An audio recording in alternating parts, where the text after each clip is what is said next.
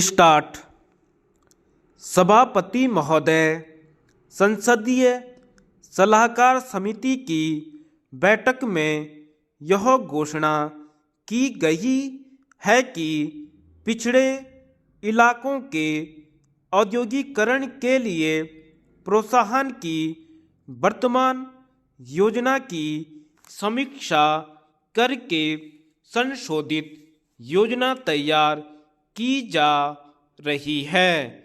यह भी बताया गया है कि इस संबंध में प्रोत्साहन की चालू योजनाओं के क्रियान्वयन और उनके प्रभाव के बारे में जितने भी अध्ययन किए गए हैं उस सब की रिपोर्टों पर विचार करने के लिए एक अंतरमंत्रालयी समिति बनाई गई है।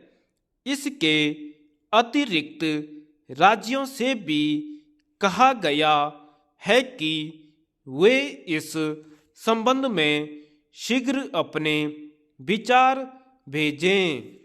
मंत्री महोदय ने अपने बयान में कहा कि देश के विभिन्न इलाकों में औद्योगिक असमानता दूर करने के पूरे प्रयास किए जा रहे हैं। उनके फलस्वरूप इस वर्ष जनवरी से सितंबर तक जितने औद्योगिक पत्र जारी किए गए हैं उनमें से 52% पिछड़े क्षेत्रों के लिए थे। अतः मंत्री महोदय बधाई के पात्र हैं। मेरे विचार में बेरोजगार युवकों के लिए स्वयं रोजगार योजना को अब तक के अनुभवों के आधार पर संशोधित करने की जरूरत है। पिछले 2 साल से चल रही इस योजना में जो कमियां दिखाई दी है उन्हें दूर किया जाए। ऋण के आवेदन पत्रों पर जल्दी से जल्दी निर्णय किया जाए और निर्णय होने के बाद पैसा देने में विलंब न हो। स्वयं रोजगार योजना पर अमल में निरंतर प्रगति हो रही है, फिर भी सुधार की गुंजाइश से इनकार नहीं किया जा सकता। मार्च 1985 तक 8,94,000 आवेदन पत्र प्राप्त हुए थे, जिनमें से 3,68,000 के संबंध में ऋण देने की सिफारिशें की गई और 2.25 लाख मामलों में कुल 390 करोड़ रुपए के ऋण मंजूर किए गए। इससे 90% लक्ष्य की पूर्ति होने का पता चलता है। इसके अतिरिक्त चालू वित्त वर्ष के पहले 4 महीनों में औद्योगिक उत्पादन की विकास दर 6.1% रही। जारी किए गए औद्योगिक लाइसेंसों की संख्या में भी 17.2% की वृद्धि हुई। इस सब से औद्योगिक वातावरण में सुधार होने का प्रमाण मिलता है। माननीय मंत्री जी, इस बार का शिक्षक दिवस किस प्रकार मनाया गया यह हम सब जानते हैं।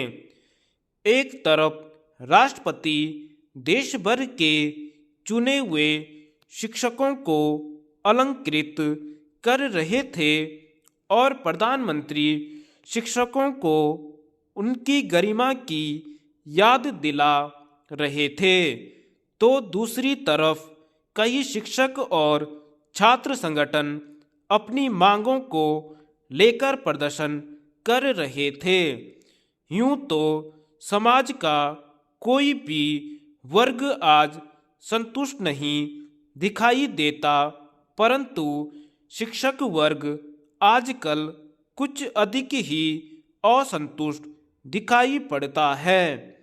सवाल यह है कि जिन लोगों को आप भावी पीढ़ी का निर्माता मानते हैं, आप उन्हें वास्तव में कितना मान देते हैं, यह किसी से छुपा नहीं है।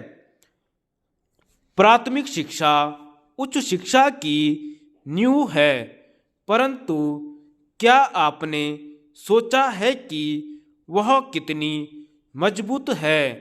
देश के प्राथमिक स्कूलों में कोई 14 लाख शिक्षक 5.5 करोड़ बच्चों को ज्ञान की रोशनी देने की कोशिश कर रहे हैं।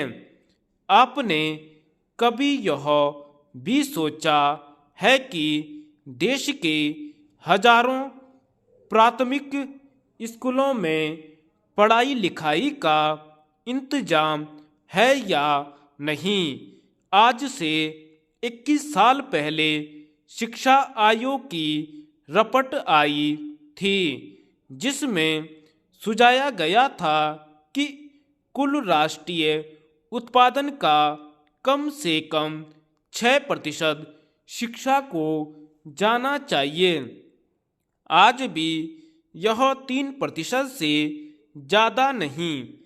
आज प्राथमिक और माध्यमिक स्कूलों को दी जाने वाली रकम का 15% अकेले वेतन पर ही खर्च हो जाता है।